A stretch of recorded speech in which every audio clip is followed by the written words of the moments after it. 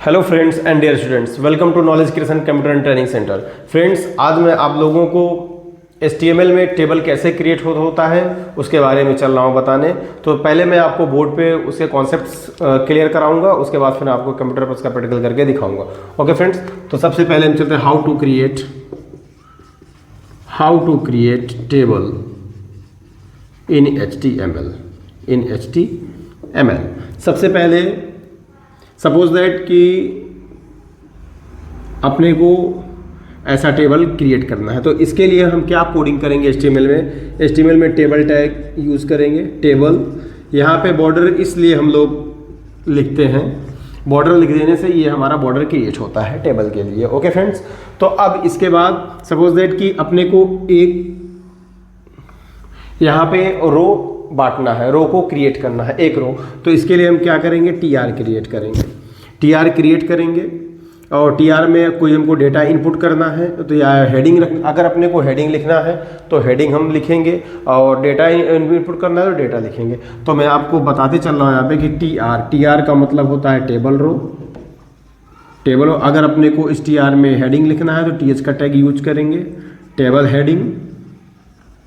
और अगर अपने को डेटा एंटर करना है इसमें तो इसका मतलब है टेबल डाटा। तो सबसे हेडिंग क्रिएट करना है, इसमें अगर टाइम टेबल का हेडिंग क्रिएट करना है तो यहाँ हमने लिख दिया टाइम टेबल। अगर ये टाइम टेबल इस टेबल में क्रिएट करना है तो इसके लिए हम यहाँ TR के अंदर यहाँ हम TH करेंगे, टेबल हेडिंग में हमने यहाँ पे लिख दिया टाइम टेबल।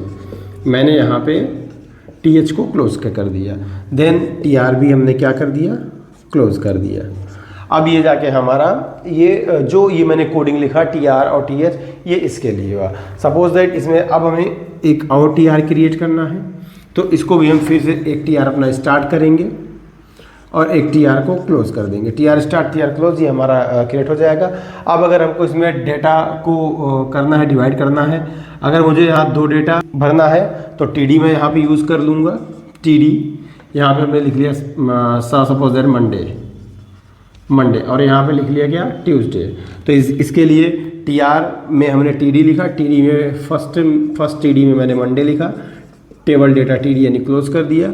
सेकंड TD में मैंने ट्यूसडे लिखा और यहाँ मैंने इसको क्लोज कर दिया। अब यहाँ मैंने TR क्लोज कर, इसी तरीके से कंटिन्यू। अब अगर हमको यहाँ पे कोई डाटा लिखना है तो एक TR मैं यहाँ स्टार्ट करूँगा और इस TR टैग को क्लोज करूँगा। इस TR के बीच में अगर हमको कोई डेटा इनपुट करना है तो TD स्टार्ट करके यहाँ TD मैं डेटा इनपुट करके TD का टैग 1 कर दूंगा। देन मैं TD में अगला TD के लिए इसी तरीके से हम कंटिन्यू इसको करते चले जाते हैं। तो इस प्रकार से हमारा टेबल HTML में क्रिएट हो जाता है फ्रेंड्स। ओके, अगर आप लोगों को ये कॉन्सेप्ट समझ में आया हो तो इस चैनल को प्लीज़ सब्सक्राइब करें, लाइक करें, शेयर करें और मैं आपको नेक्स्ट क्लास में नए कॉन्सेप्ट के साथ मिलूँगा। तब तक के लिए शुक्रिया, धन्यवाद, थैंक यू वेरी मच।